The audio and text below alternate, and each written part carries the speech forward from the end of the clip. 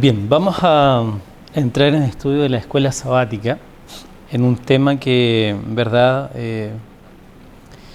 es bien interesante, pero también no es fácil de abordar, pues estamos entrando en un terreno más que de doctrinal y de principios, estamos entrando en un terreno de consejería. Y para hablar de consejería siempre se tiene que tener en cuenta muchos aspectos, desde lo contextual, ¿cierto?, hasta los principios bíblicos, pasando también por las necesidades propias de cada persona o de cada familia. Estamos hablando acerca de administración, ¿cierto?, de las finanzas, bajo un contexto, y el contexto es los tiempos difíciles. Y se da, en la semana se dio una guía práctica, una especie, digamos, de recetario que nosotros podríamos aplicar en nuestra vida, que puede traer buenos resultados, ¿sí? Dentro de esta serie de consejos, hay tres por lo menos que a mí me hacen mucho sentido, que yo creo que no solamente son aplicables al tema de las finanzas, sino son extrapolables a todos los aspectos de nuestra vida. Y parte con un primer consejo, la lección de la escuela sabática, que es poner a Dios en primer lugar. ¿Ya? Así que yo quisiera abrir un poco la conversación con dos preguntas. La primera es, ¿qué significa poner a Dios en primer lugar? Y en segundo, la segunda pregunta sería, ¿por qué? ¿Por qué es necesario o por qué nosotros los cristianos creemos que hay que poner a Dios en primer lugar? ¿De dónde sacamos la idea? En primer lugar, ¿cierto? ¿De dónde sale esto? ¿Fue ocurrencia de la iglesia? ¿Es un mandamiento de Dios? Así que repito las dos preguntas, ¿cierto? ¿Qué significa y por qué? ¿Ya? Así que doy la palabra. Está el micrófono, si me gustaría escucharlo, ¿sí? Sí. Hermano Pedro. Bueno, ¿qué significa para mí? La verdad que para mí es entregar la voluntad de uno al Señor Jesucristo en este caso. O sea, yo quiero hacer esto, pero el Señor dice que hay que hacer esto otro. O sea, en otras palabras, tomar la carga, que además el Señor Jesucristo dice que es ligera, ¿verdad?, liviana, y sobrellevarla y dejar a veces lo que queremos hacer, pero que no nos edifica, de lado, y mantenerlo. Y bueno, ¿por qué? Porque es un mandamiento del Señor. Amar, sí. O sea, como dice el primer mandamiento de la Biblia, que sin el Señor Jesucristo en el interior no lo podemos cumplir, ¿no? O sea, nadie, o sea, vamos a decir, una persona normal con una parte podrá amar a sus hijos, una parte de su corazón a sus hijos, a sus padres, tal vez a Dios, y con otra parte, y así, parte por parte. Pero amarlo a Dios con toda la fuerza, con todo su ser, con toda su mente, nadie puede si no lo hace con el Señor Jesucristo, que sí lo hizo. Entonces, pero también, claro, esto es muy encantador, muy estimulante escucharlo y saberlo acá, pero llevarlo acá requiere oración continua. Tal vez por eso el Señor Jesucristo decía orar sin cesar, porque en cualquier momento que tú dejas la oración, ¡boom!, o sea, una tentación, un mal momento, una resbalada, y te tiran por tierra, ¿no? Entonces, claro. Yo creo, de acuerdo a la pregunta, que, bueno, básicamente hay que hacer la voluntad de Dios. ¿Y por qué? Porque debemos dar a Dios con todo nuestro corazón, con toda nuestra mente, con todo nuestro ser, y para eso no podemos hacerlo si el Señor Jesucristo no está en nosotros.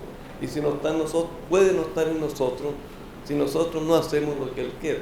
Es más, el mismo Señor Jesucristo decía en la palabra, y suena, y por qué no es que me cause claridad, sino porque el Señor Jesucristo dice, ustedes son mis amigos, y cuando alguien le dice eso, dice, bien, yo soy amigo del Señor Jesucristo, viva, pero si hacéis lo que yo os mando. O sea, es así, claro, sí. Ustedes son mis amigos, si es ahí lo que yo mando. Entonces, Exacto.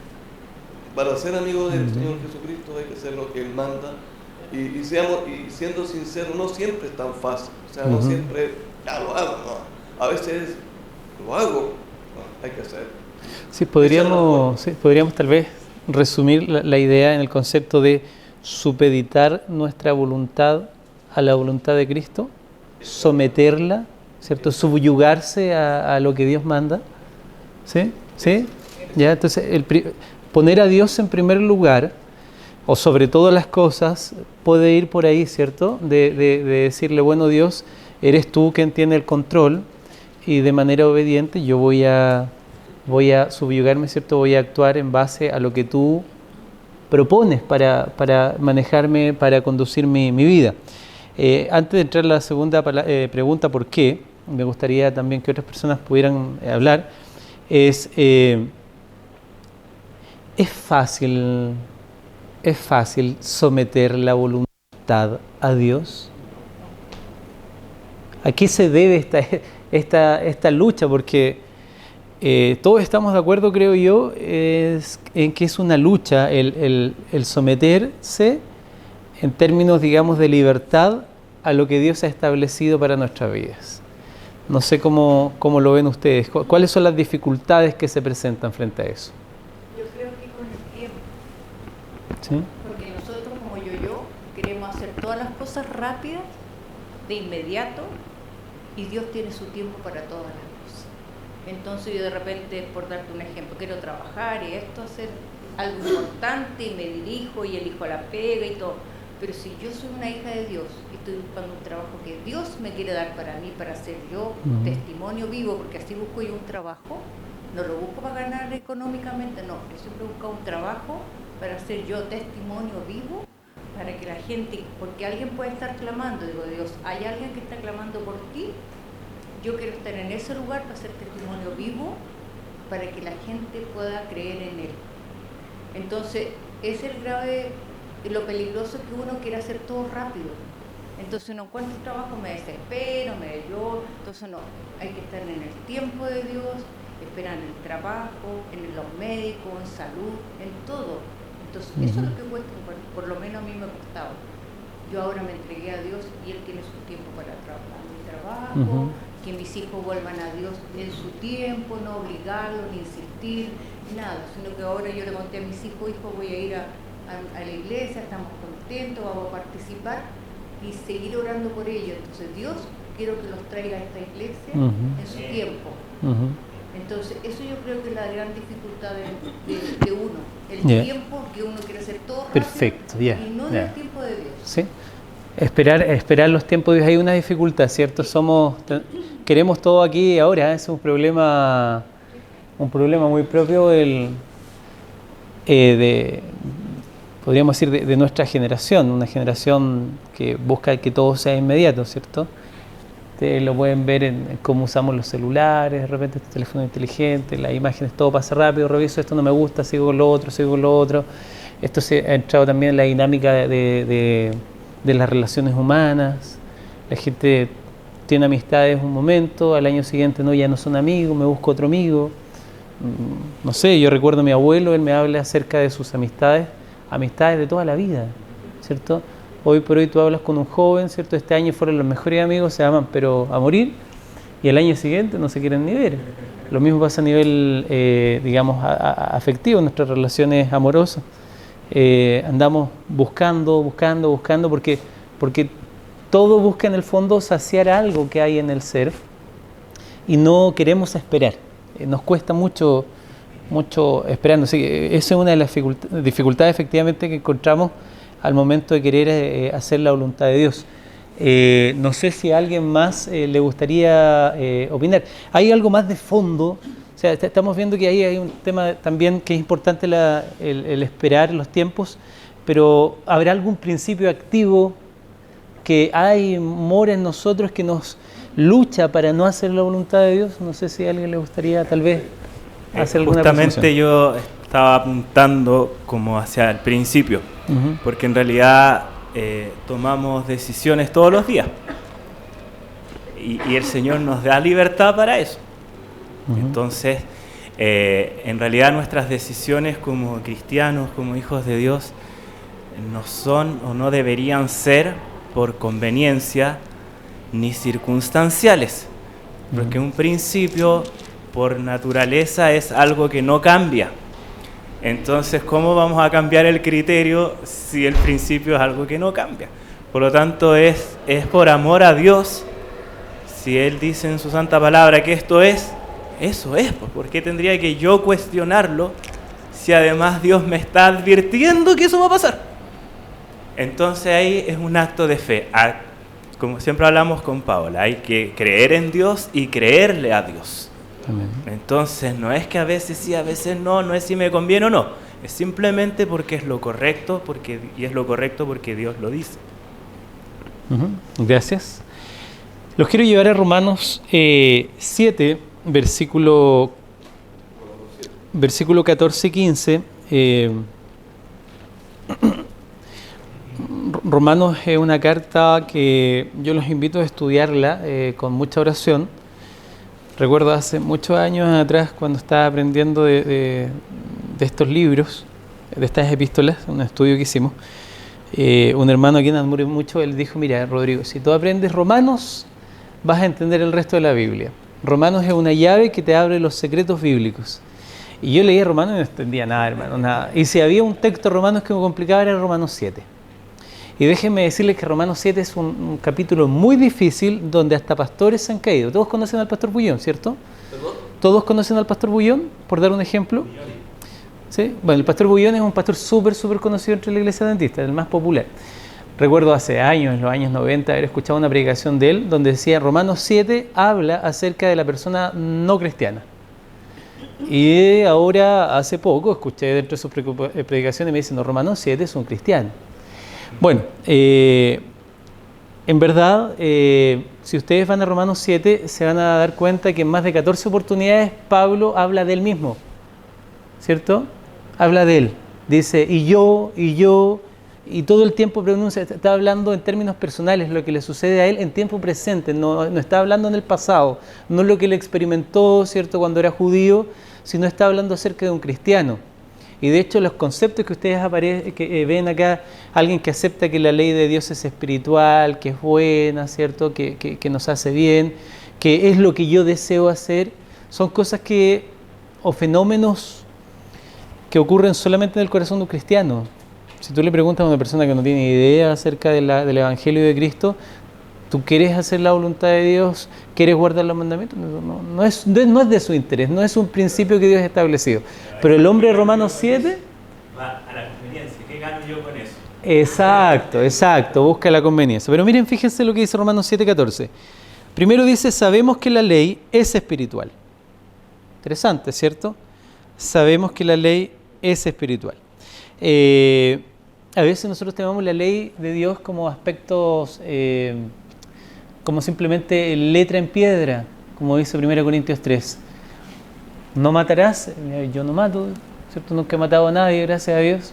Pero de repente aparece Jesucristo y dice: mira, cualquiera que piensa o tuvo alguna diferencia con su hermano, ya lo mató en su mente. Entonces eso es complicado, porque ¿cuántos de nosotros, por ejemplo, hemos tenido problemas con alguien? En el libro Deseado de toda la gente, la escritora cristiana Elena de White dice: aquel, ¿cierto?, que miró a otra persona, y hubo un término, ¿cierto?, ella dice, cuando tú, no miras en menos, cuando tú invalidas, o cuando tú miras a otra persona, claro, con desprecio, cuando lo invalidas, ya con eso pecaste, dice, ¿cierto? ¿Y cuántas veces nosotros hemos tenido simplemente una mirada de desapruebo para alguien? Entonces la ley de Dios es espiritual, pero luego dice: pero yo soy carnal. Acá el principio, digamos, la idea de la carne que expone Pablo en muchas de sus epístolas, tiene que ver con una condición, ¿sí? No está hablando, ¿cierto?, del dualismo platónico, donde la carne es una cosa, el espíritu otra cosa. No, está hablando de una condición. Dice que somos carnales porque nuestra naturaleza completa la heredamos de Adán, pero la heredamos en términos, ¿cierto?, de condicionalidad terrenal. De hecho, en 1 Corintios 15 él dice, una es la naturaleza terrenal, otra la naturaleza espiritual. Tal el hombre terreno, y se refiere a Adán, así somos todos nosotros, tal el hombre espiritual que es Cristo, así heredaremos también una naturaleza espiritual. Por lo tanto, la carne, ¿cierto?, es un problema que todos los hijos de Adán tenemos. Todos aquellos que hemos venido a este mundo por procreación, tenemos esa naturaleza. Adán no vino al mundo por procreación. ¿Por qué vino Adán? Por creación, ¿cierto? Por creación vino al mundo, por lo tanto su naturaleza era una naturaleza perfecta, inmaculada, ¿cierto? Dada, hermosa, dice la Biblia, que era, cuando Jesucristo lo evaluó, dice, ¿cierto?, que era buena en gran manera, muy, muy buena. Pero luego hay una caída y los hombres se corrompen, la imagen de Dios se desvirtúa, se pervierte, la naturaleza del hombre ahora busca escapar de Dios y la voluntad humana queda supeditada a este concepto que Pablo dice es carnalidad. Toda nuestra voluntad, todo ese libre albedrío del cual nosotros hablamos está supeditado a la carnalidad. ¿Tenemos libre albedrío? Sí, pero siempre va a querer hacer lo malo. ¿Me entiendes? ¿Adán tenía libre albedrío? Sí, pero siempre quería hacer lo bueno, porque su naturaleza supeditaba a su libre albedrío a hacer lo bueno. Y hay una tercera manera de venir a este mundo que solamente la tuvo un hombre. ¿Qué fue? Cristo.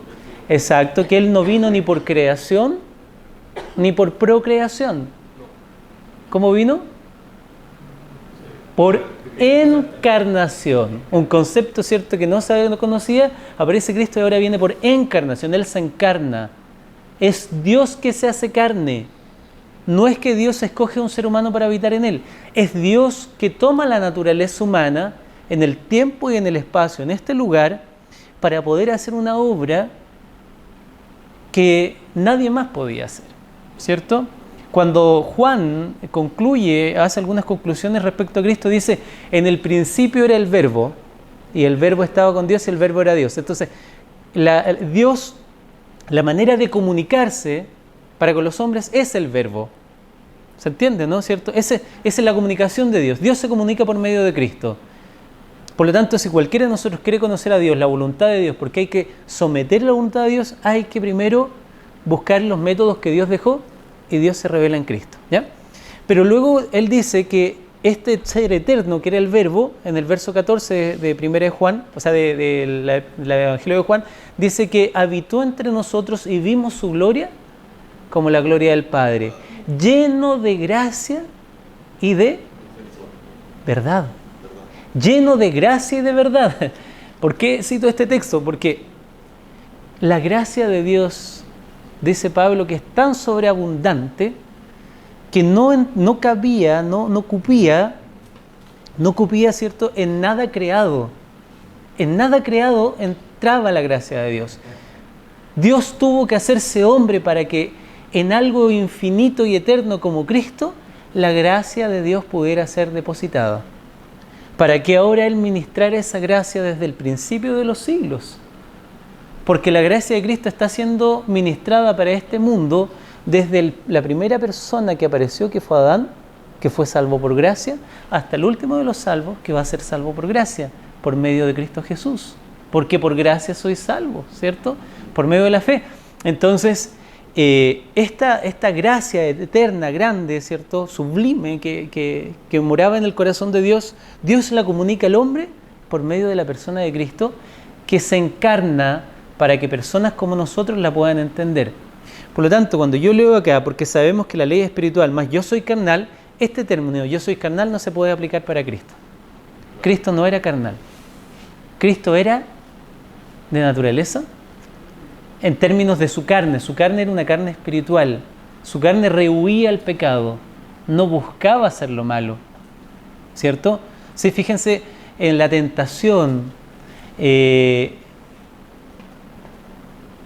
no quiero entrar en detalles, ¿cierto? Pero en la tentación, cuando Satanás tienta a Cristo, todas sus tentaciones no eran tentaciones de origen humano o para tentar a un ser humano. Si Satanás viniera a tentarme a mí, o cualquiera de ustedes me podría tentar, por ejemplo, con cualquiera de los conceptos que aparecen en Gálatas capítulo 6. En Gálatas capítulo 6 ustedes se van a dar cuenta que los cuatro primeros conceptos donde dice adulterios, inmundicias, fornicaciones, hechicerías, son conceptos morales. Satanás nos puede atacar en nuestra moralidad. Y luego aparecen otros conceptos que tienen que ver con conceptos, ¿cierto?, de adoración. Lean, por favor, capítulo 6 de Gálatas, se van a dar cuenta que Pablo segmenta los tipos de carnalidad que se manifiestan en nosotros. ¿Sí? Bueno, no quiero entrar en tanto detalle, pero Satanás puede tocarnos en eso. Cada uno sabe en qué es débil y que Satanás sabe también en qué nos va a tentar. Pero cuando tuvo que tentar a Dios, no lo tentó en la carnalidad, no lo tentó, ¿cierto?, en estos aspectos, sino lo tienta en su propósito. Si eres hijo de Dios, ¿cierto? Ahí lo está tentando. Si tú eres hijo de Dios, esa es la tentación. Si ustedes leen, por ejemplo, en cualquiera de los 3 evangelios que hablan del bautismo de Jesús, lo último que aparece en el bautismo de Jesús es que vino el Espíritu de Dios y dijo: este es mi hijo amado en que tengo complacencia. El último que había escuchado Jesucristo de su Padre es que él era el hijo amado. Y ahora viene Satanás y le dice: si eres el hijo de Dios, pruébamelo. ¿Qué estaba poniendo en duda? La palabra de Dios. Fíjense, ¿se dan cuenta que la tentación es diferente? Es muy diferente a lo que Dios hace con nosotros. ¿Ya? Lo tienta en lo que era, si eres el hijo de Dios, lo que era. ¿Cierto? Y luego la segunda tentación, ¿la recuerdan? ¿Cierto? Al pináculo del templo y le dice: bueno, arrójate, ¿acaso Dios no enviará a sus ángeles para que te... Porque escrito está, ¿cierto? Y le cita el Salmo 91. Ahora nuevamente está probando a Dios, a Jesucristo, en lo que Él podía hacer. Lo prueba en lo que Él era, ahora en lo que Él podía hacer. Lánzate. Tú tienes la protección de Dios y lo tienta. ¿Ya? Lo tienta porque Él tenía poder para mandar a los ejércitos celestiales. Porque yo pregunto, ¿dejó de ser Jesucristo, el Hijo, dejó de ser Dios cuando vino a esta tierra? ¿Perdió su potestad sobre todo lo creado? No. Siguió teniendo potestad sobre el universo completo. ¿Pero qué fue lo que hizo? Se anonadó a sí mismo, dice la Biblia. Se negó por completo. El creador de todo se negó y se supeditó a la voluntad del Padre. La voluntad del Padre era que hubiera un hombre justo que nos pudiera salvar. Y Él toma esa condición. Por eso dice Pablo que Jesucristo estaba lleno de gracia, porque solamente un ser lleno de gracia puede hacer esto. No un hombre pecador como nosotros. Entonces volvemos al texto bíblico. Porque sabemos que la ley de Dios es espiritual, mas yo soy carnal, vendido al pecado. ¿Quién vendió al pecado a Pablo?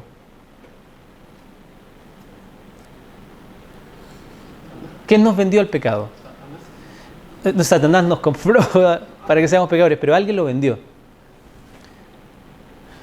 Romanos 5, vamos a Romanos 5 para poder captar esta idea. Vamos a leer, ¿cierto? Romanos 5, 12 y 5, 17.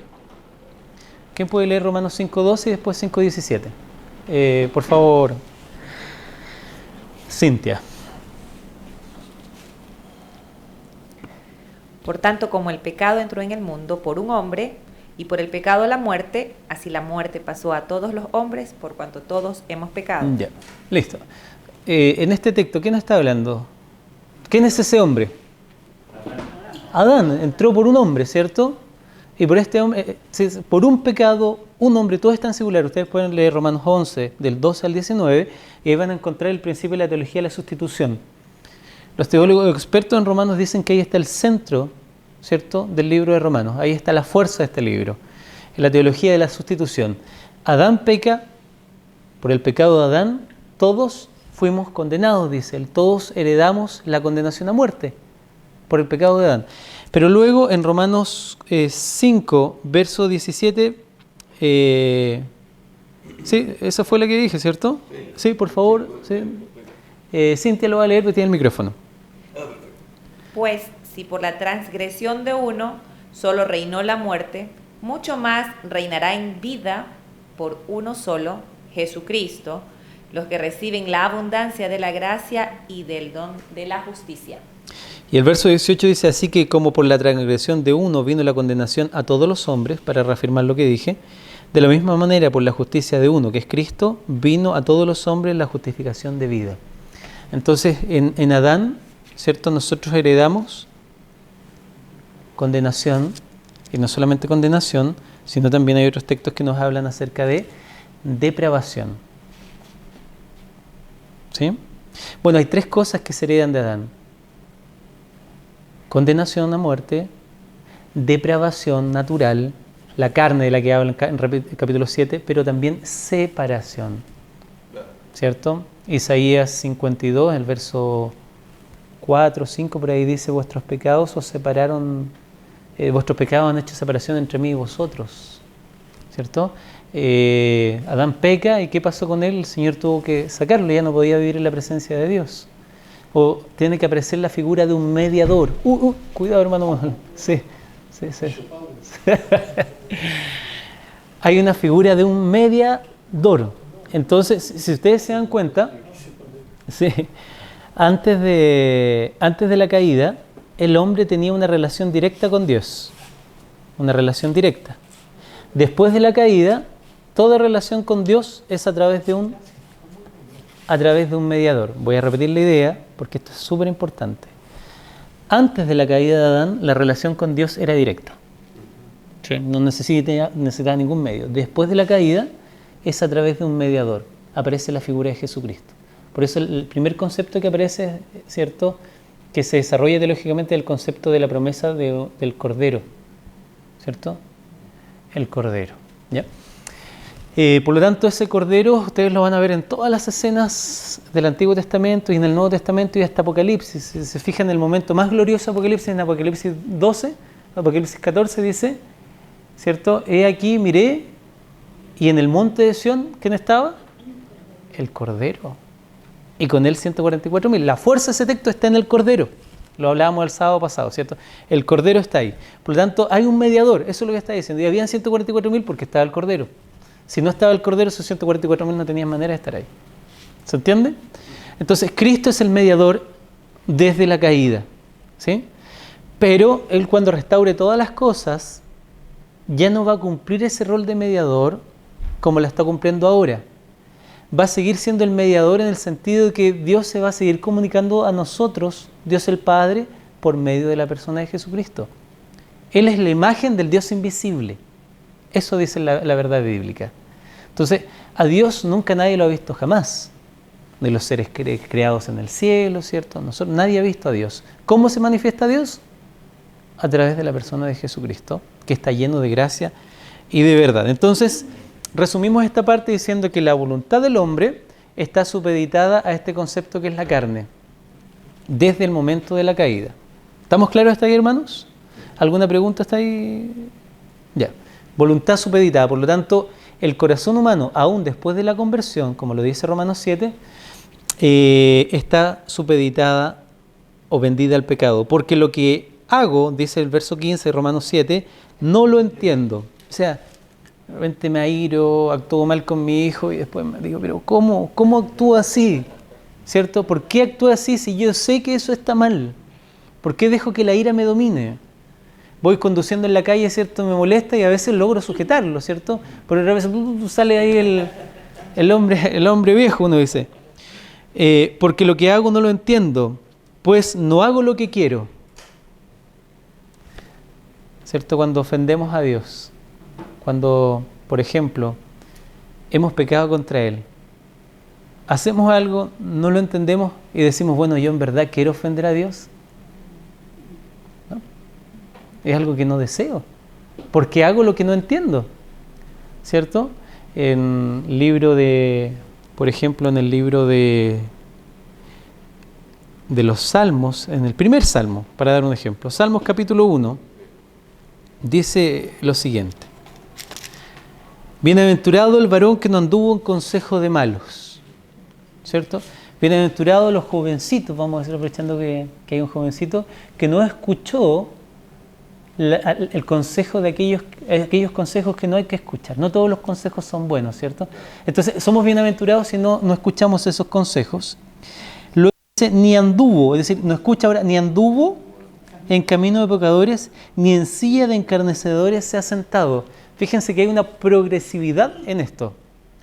El ser humano, como tiene un corazón corrupto, hay una tendencia a escuchar el mal consejo, ¿cierto? Luego, naturalmente, luego que tú llenas tu mente de malos consejos, y estos malos consejos no necesariamente vienen de los amigos, a veces vienen de la televisión, de la música, ¿cierto? Que ingresan a nuestra mente a través de las avenidas del alma. Y esto nosotros lo hemos hablado mucho, la importancia que ver las avenidas del alma, porque escuchamos malos consejos a través de eso, ¿sí?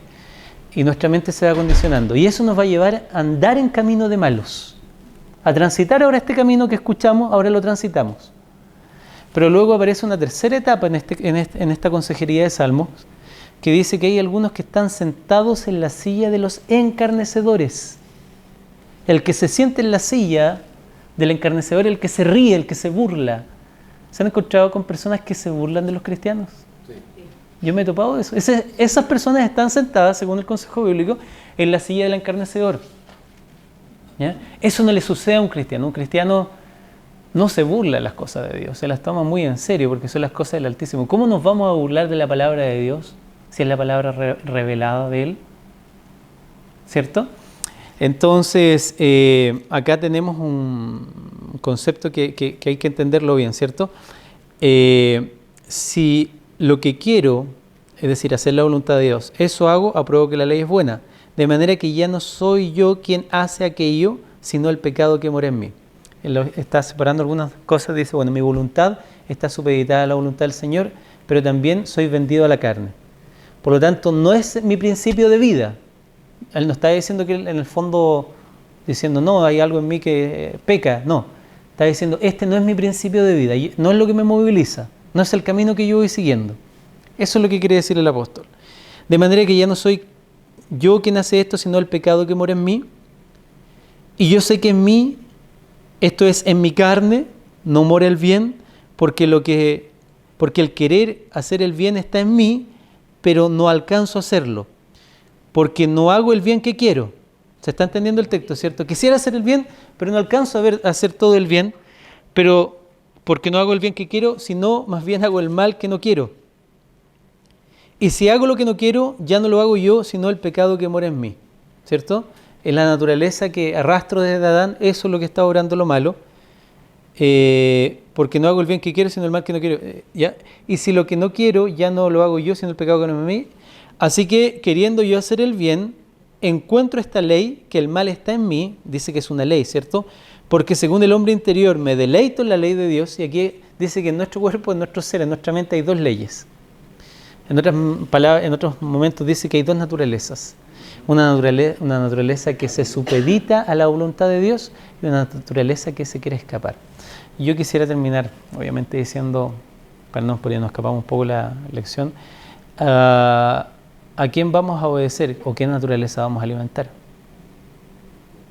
Pablo aconseja y dice, haced morir el viejo hombre. Haced morir el viejo hombre. Haced morir el viejo hombre. ¿Cómo? ¿Cierto? Eso tenemos que preguntárselo a Dios. ¿Cómo podemos hacer morir el viejo hombre en nosotros?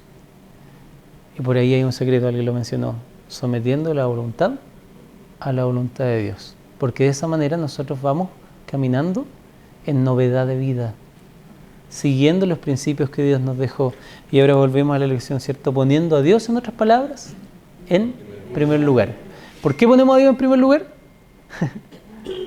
¿Ya? Porque si no está no está Él en primer lugar, ¿quién va a estar en primer lugar? La naturaleza pecaminosa, y ella va a tomar de nuestra voluntad. Lo entendió perfecto, hermana Paola, ¿cierto? Una alumna aventajada. ¿Ya? Y la segunda pregunta era, poner a Dios en primer lugar, ¿cierto? ¿Por qué hay que hacerlo? Y la segunda pregunta que habíamos hecho... la segunda sí era ¿por qué? ¿Sí? Y la vamos a responder bíblicamente, ¿les parece? Vamos a Romanos de nuevo. Romanos 11, verso, si no me equivoco, el 32 en adelante. Un voluntario, por favor, para leer Romanos 11. Vamos a leer del versículo, les digo al tiro, del versículo, del versículo 32 al 38, al 36, pero no existe 38, al 36. 22 al 36. ¿Sí? ¿Quién lo puede leer? Ya, Cintia hoy día no está cooperando en eso. Ya, entonces era 11 del 32 al 36. Porque Dios sujetó a todos en desobediencia para tener misericordia de todos. Oh, profundidad de las riquezas, de la sabiduría y de la ciencia de Dios. Cuán insondables son tus juicios e inescrutables sus caminos. ¿Por qué? ¿Quién entendió la mente del Señor? ¿O quién fue su consejero? ¿O quién le dio a él primero para que le fuese recompensado? Porque de él y por él y para él son todas las cosas. A él sea la gloria por los siglos. Amén. Amén. Amén. En verdad, esta parte de la Biblia nos da para hablar toda la tarde y no tenemos el tiempo, y es muy profunda. Pablo concluye, la primera porción de Romanos se concluye aquí. Del verso 12 en adelante él nos va a hablar acerca de lo que nosotros tenemos que hacer. Hasta este texto nos habló de lo que Cristo hizo por nosotros, de la redención. Pero ahora habla acerca de lo que nosotros hacemos cuando nos entregamos a Cristo. Y viene toda la consejería entre Romanos 12 al 16. ¿Cierto? De hecho, Romanos 12, así que hermanos, os ruego por las misericordias de Dios, por todo lo que presentó, ¿cierto? Que presentéis vuestros cuerpos en sacrificio vivo. Ya no es Dios el que se presenta como sacrificio vivo, sino ahora eres tú que se presenta como sacrificio vivo para Dios. Que es vuestro culto racional.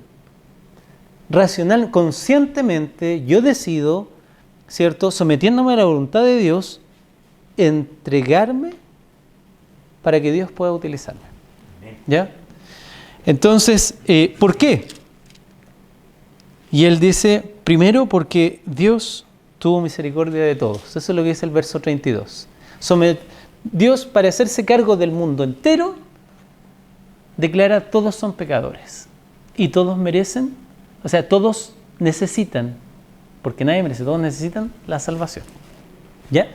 La salvación, por consiguiente, hermanos, no radica en nada que nosotros podamos ofrecerle a Dios. Dios no nos salva porque nosotros seamos pecadores. ¿Ya? Miren lo que estoy diciendo. Dios nos salva por su gracia. No hay una razón humana para que Dios nos salve. ¿Sí? No es que de repente caemos en pecado y Dios dice, bueno, los voy a decidir salvar. No. La Biblia dice que estaba en la voluntad de Dios desde el principio de los siglos, ¿cierto? Que Cristo fuese sacrificado. ¿Quién fue entregado por nosotros? Dice el libro de Efesios, desde el principio de los siglos.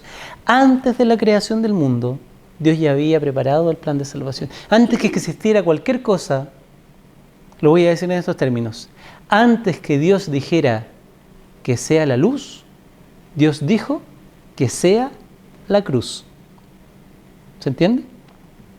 Antes que Dios dijera que sea la luz, Dios dijo que sea la cruz. Por lo tanto, el amor de Dios es mucho antes a su creación. La manifestación eterna de la salvación de Dios Dios anticipó todo porque Dios todas las cosas las sabe. ¿Ya? Dios no aplicó en este mundo un plan de emergencia. Estaba en la eterna sabiduría del Todopoderoso. ¿Cierto? Oh profundidades, dice Pablo, cuando Pablo trataba de entender estas cosas decía, oh profundidades de las riquezas, de la sabiduría y de la ciencia de Dios. ¿Quién podrá entender esto? ¿Cierto? ¿Puedo? Sí, hermano, por favor. Sí, pero, o sea, algo importante para que la gente no se confunda es que el plan de Dios inicial era que todos viviéramos como Adán. Exactamente.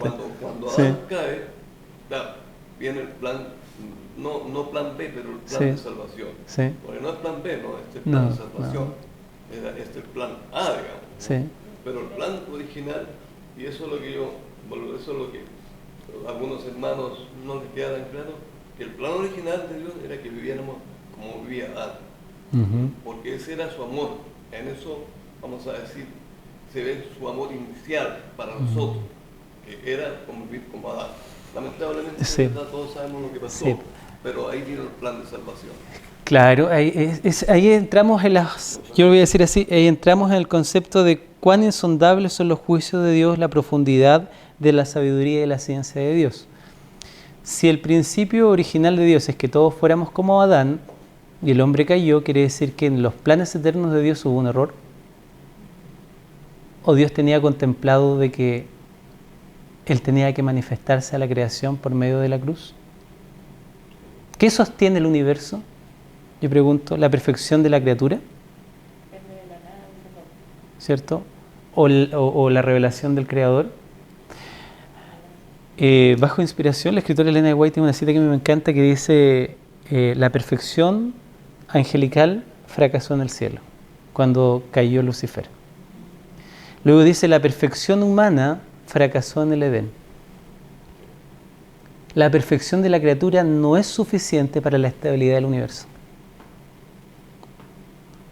Por eso tiene que manifestarse Dios, ¿cierto? Por eso es necesario, no solamente para este mundo, sino para el universo completo, que Dios se haya manifestado en la persona de Cristo. Que Dios haya revelado, porque en Cristo se revelan las profundidades de la riqueza de Dios y la profundidad de la ley del amor. En la cruz nosotros estamos viendo hasta dónde puede llegar la voluntad amorosa del Creador. Eso es lo que se está viendo ante el universo completo. El libro de Colosenses dice que en la cruz Dios, por medio de su sangre, reconcilió las cosas de este mundo, pero también las cosas del cielo. Porque hasta la cruz del Calvario habían dudas respecto, ¿cierto?, a las acusaciones que había hecho Satanás de Dios. Pero ahí se reveló profundamente el carácter de Dios. Y ahí se cumple lo que dice Apocalipsis, ¿cierto?, que Satanás fue nuevamente expulsado del cielo. Porque Job, como lo dice la hermana, ¿cierto?, subía al cielo y acusaba día y noche a nuestros hermanos. Pero después de la cruz, Romanos dice: ¿y quién acusará a los escogidos de Dios? Si Dios es el que justifica, Dios otorgó el perdón, Dios otorgó la reconciliación. Entonces, porque ¿quién entendió la mente del Señor o quién fue su consejero? Y esta parte me gusta mucho, dice: ¿o quién le dio primero para que le fuese recompensado? ¿Hacemos las cosas para que Dios nos recompense? No, bajo ninguna circunstancia. Si estás haciendo algo para Dios esperando recompensa, estamos súper equivocados, hermano. ¿Cierto?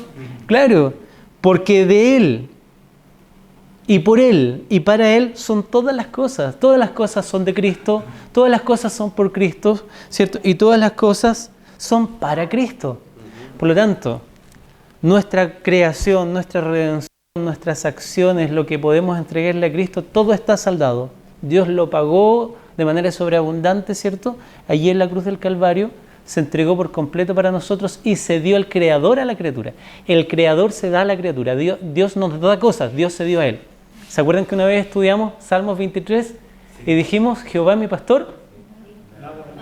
Y no era nada, sino era: nunca me faltará. En el original no dice nada me faltará, sino dice: nunca me faltará. Y qué maravilloso saber que te pueden faltar cosas en la vida, pero hay algo que nunca te va a faltar. ¿Qué es?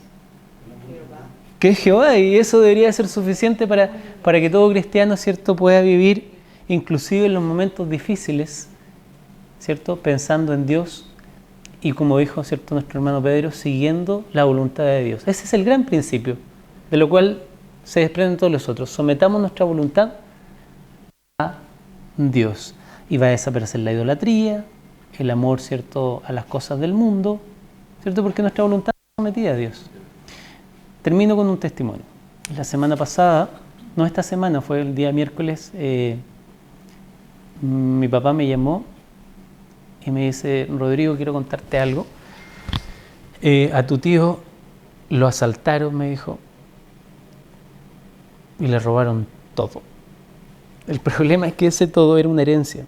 Mi abuelo le había dejado una casa, había estado hace varios años en trámite judicial después de la pandemia, y sucedió que él fue a retirar la plata, los hermanos le encargaron eso a él, se venía con varios millones de pesos, y él sale, los siguen y finalmente le roban todo. Terrible noticia, ¿cierto? Dice, pero ¿cómo? Y uno empieza a preguntarse un montón de cosas. Ayer en la noche hablé con mi papá y le dije, papá, ¿cómo está mi tío? Y él me dijo, está bien. Ya solucionó el problema, buscó la manera de hacerlo. Se hizo cargo, dijo. Pidió un préstamo y le devolvió la plata a todos sus hermanos. Impactado, dije, wow, no era su responsabilidad porque los hermanos bien podrían haber estado también justamente con él, pero él se hizo cargo. Pero lo segundo que me dijo fue lo que más me impactó. Él dijo, pero ¿cómo está él? Yo dije, ¿cómo está de ánimo? Yo dije, pensando que iba a renegar contra Dios, porque lo primero que uno hace, dice, tanto tiempo, años esperando esa herencia, y van ahora, la recibe y se la roban toda. Le dice, no, está bien, dijo. Me dijo una cosa que me dejó, que yo no lo puedo entender, me dice. Él dijo, yo lo tengo todo por pérdida. Y citó Filipenses capítulo 3, donde Pablo dice, todo lo tengo por pérdida para ganar a Cristo. ¿Cierto? Todo lo tengo por pérdida. ¿Sí? Perdí el dinero, pero eso no me hace flaquear en la fe. Porque mi fuerza y mi confianza no está puesta en las cosas materiales, sino está puesto en el Creador de todas las cosas. Para mí, ese fue el resumen de la elección de escuela sabática. Esa experiencia que tuve, quería conversarla con ustedes. Porque si a mí me tocara pasar por eso, probablemente no hubiese estado esta mañana acá. ¿Ya? Pero mi admiración para él, ¿cierto? Y para el Dios que obra en él, que lo hace decir, bueno, para mí todo lo tengo por pérdida. Si me tocó pasar por esta experiencia, alabado sea el nombre del Señor. El Dios dio, Dios quitó, ¿cierto? Sea el nombre del Señor alabado. Que esa sea nuestra experiencia cristiana también, hermanos, que aprendamos a confiar en ese Dios todopoderoso que nos promete su presencia sobre todas las cosas. ¿Ya? Vamos a orar para concluir esta parte. Amoroso Señor, nos hemos extendido un poco. Esta clase a veces amerita que profundicemos en la verdad bíblica. Amerita entenderte mejor, Señor. Y creo que no hay tiempo mejor aprovechado que el tiempo junto a ti y aprendiendo tu palabra. Gracias, Padre, por estos momentos que nos das. Gracias por este lindo grupo. Rogamos tu bendición y que tú nos despida de esta escuela sabática, Señor, en certidumbre de fe. Edifícanos cada día, lo rogamos en el nombre de Jesucristo. Amén. Amén.